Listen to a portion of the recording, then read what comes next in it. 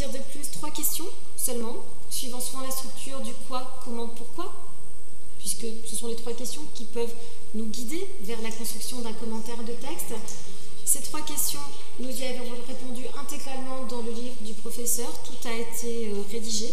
Nous avons parfois proposé des commentaires de texte complets, c'est le cas pour Fabre d'Églantine, justement vous l'avez à la fin de l'anthologie, mais dans le livre du professeur, c'est aussi le cas pour la scène du bal de Stendhal dans le livre 2, lorsque Julien tombe enfin amoureux de Mathilde de la Mole. On en parlera tout à l'heure. Vous avez également une version numérique de cette anthologie. Alors, évidemment, ce n'est pas quelque chose à quoi nous sommes habitués dans nos pratiques en lettres. Vous pouvez retrouver dans le manuel numérique tout d'abord le double sommaire. Un sommaire entièrement chronologique, puis un sommaire qui va vous proposer des séquences. À vous de voir si vous les suivez ou non. Chacun construit ses propres séquences. C'est aussi là l'intérêt de l'anthologie, justement, ne pas être esclave d'une séquence construite par autrui. Comme exemple de séquence en seconde, la presse, une arme pour les écrivains, évidemment, ou encore la place des femmes dans la société du XVIIIe siècle, questionnement assez intéressant. La littérature d'idées en prise avec l'actualité, avec des textes comme J'accuse de Zola, ou encore l'éditorial de combat de Camus sur la bombe atomique. On a Les Paravents de Genet, dont l'intertexte est la guerre d'Algérie, ou encore 3 femmes puissantes de Marianne Viaille, qui permet de réfléchir à la question des migrants. Donc vraiment des textes d'actualité. Et enfin Houellebecq sur la liberté d'expression au moment des attentats de Charlie Hebdo.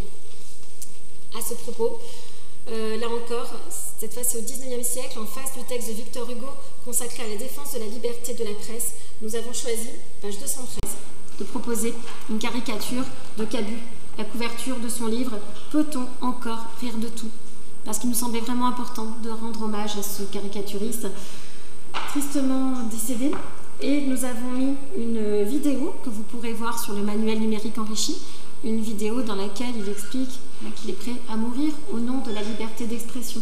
Dans la marge à droite, nous avons proposé une citation tirée du Canard enchaîné. « Ni les religions et leurs intégristes, ni les idéologies et leurs militants, ni les bien-pensants et leurs préjugés ne doivent pouvoir entraver le droit à la caricature, fût-elle excessive.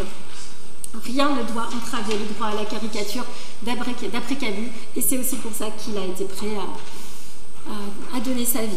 En tout cas, dans ce manuel papier ou encore dans ce manuel numérique, vous avez des propositions de séquences à suivre ou non.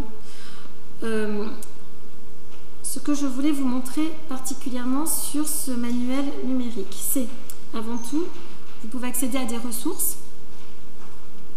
Oui, moi aussi au départ, comme beaucoup d'enseignants, j'étais sceptique, mais j'ai découvert une ressource qui m'a énormément plu. Il s'agit de la lecture d'images. Donc là, ce sont toutes les lectures d'images qui sont proposées dans le manuel numérique enrichi. Et celle que je voulais vous montrer particulièrement, renvoyer, je vais y aller, il faut que je me rappelle du numéro de la page, mais il s'agit d'une caricature, pas d'une caricature, il s'agit d'un tableau de Salvador Dali. J'y étais, par hasard aussi. 32. Voilà, dans animation, vous cliquez sur animation. Et là, que se passe-t-il? Vous avez évidemment l'image avec son titre, et puis vous allez passer à d'autres diapositives. J'aimerais bien avancer plus vite. Ces diapositives vont vous expliquer évidemment ce qui est sur le tableau. Dali, peintre catalan surréaliste et excentrique, peint ce tableau en 1944. Il a prétendu avoir voulu mettre en image les théories freudiennes concernant les liens qui unissent le monde du rêve à celui de la veille. Dali prend comme modèle sa femme Emus Gala, sans qui, selon lui, aucune peinture n'aurait été possible. Pour Freud, le déroulement de nos rêves est influencé par ce qui se déroule tandis que nous dormons. Le vol d'une abeille, que l'on voit tout en bas du tableau, qui va être en gros plan dans pas très longtemps, ce vol d'une abeille, vous la voyez, génère à la fois les couleurs du rêve, la couleur de l'abeille donne naissance à la couleur du tigre ou encore à la couleur du poisson, et les images justement, le vol ici des tigres, on voit bien les tigres en train de voler dans les airs comme l'abeille est en train de voler en bas du tableau. Je ne vais pas vous montrer l'intégralité de cette image animée, mais ce que je trouve intéressant, c'est que l'on puisse comme ça zoomer sur certaines choses, comme la grenade, ici le bas du corps de Gala en lévitation. On peut également tracer des lignes de perspective ou montrer vraiment quelle est la structure du tableau. C'est ça qui est très intéressant. Il y a un tableau à l'ouverture du XVIe siècle qui représente Simonetta Vespucci pour présenter l'humanisme. On retrouve les symboles associés à l'Antiquité, les symboles associés évidemment à l'humanisme, mais sur ce tableau, alors on le voit vraiment en tout petit, page 42, sur ce tableau, vous apercevez un médaillon. Oui, là j'adore le poisson aussi qui grossit. Je reviens à Simonetta Vespucci pendant que cette image se déroule.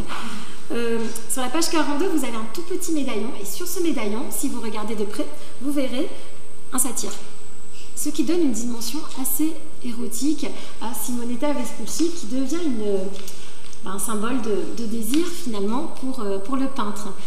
Dans l'image animée, vous aurez un très gros plan sur ce symbole, pouvant montrer aux élèves que oui, Simonetta Vespucci est une muse, oui, elle semble pure, c'est la figure qui va servir de modèle pour la représentation de Marie par Botticelli, mais aussi pour la représentation de Vénus, d'où l'ambivalence.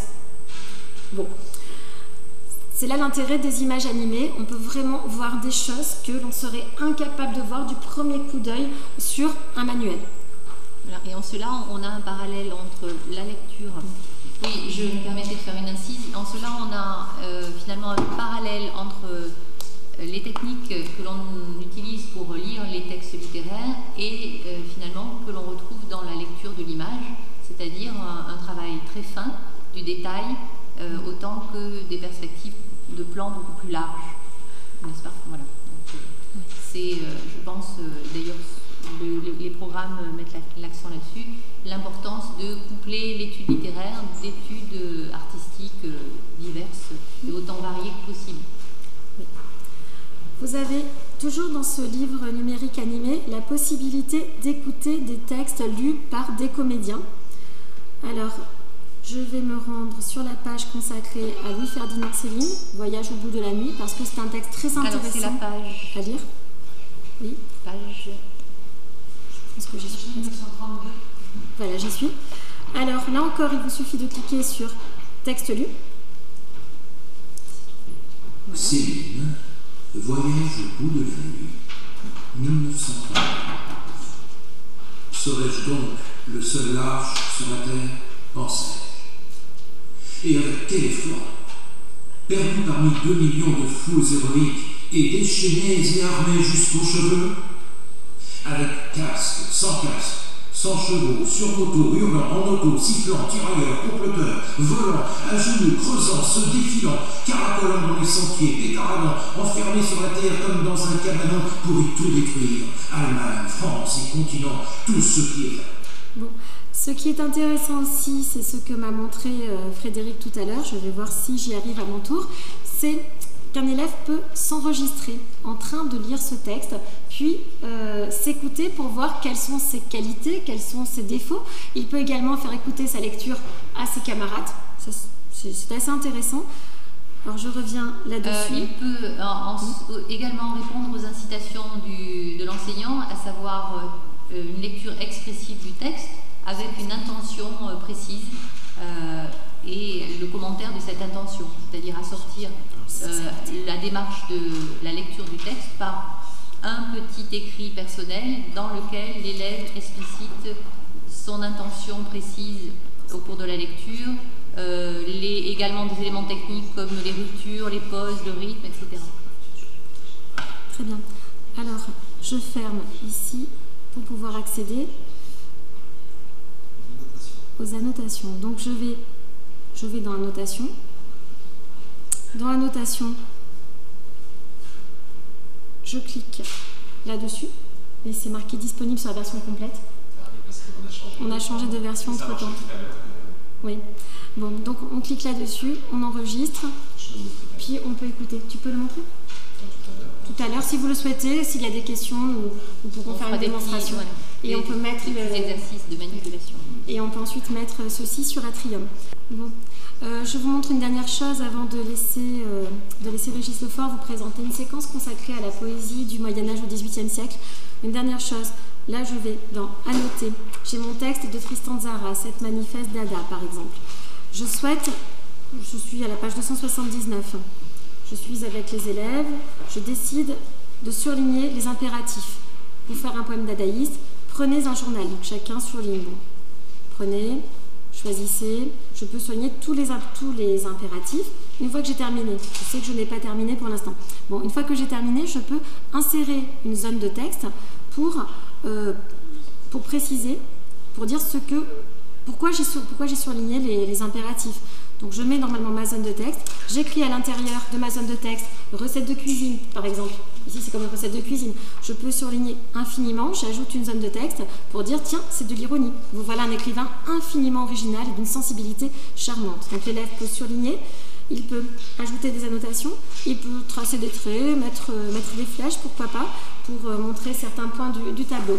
Là encore, pour une démonstration un peu plus complète, je compte sur Frédéric tout à l'heure si vous avez des questions. Voilà, si je puis me permettre, ça correspond dans les nouveaux programmes. Donc cela correspond dans les nouveaux programmes à des exercices que vous trouverez à la rubrique exercices, hein, où vous avez toute une série d'activités qui sont proposées tout au long de l'année. Avec des outils tels que le carnet de lecture, les fiches de révision, les travaux de synthèse, etc. Je poursuis la lecture, le travail et la création de construction et de reconstruction de l'édition numérique, enrichie d'un texte, notes, illustrations, images fixes ou animées, etc., hein, qui correspondent à des éléments d'interactivité intéressants.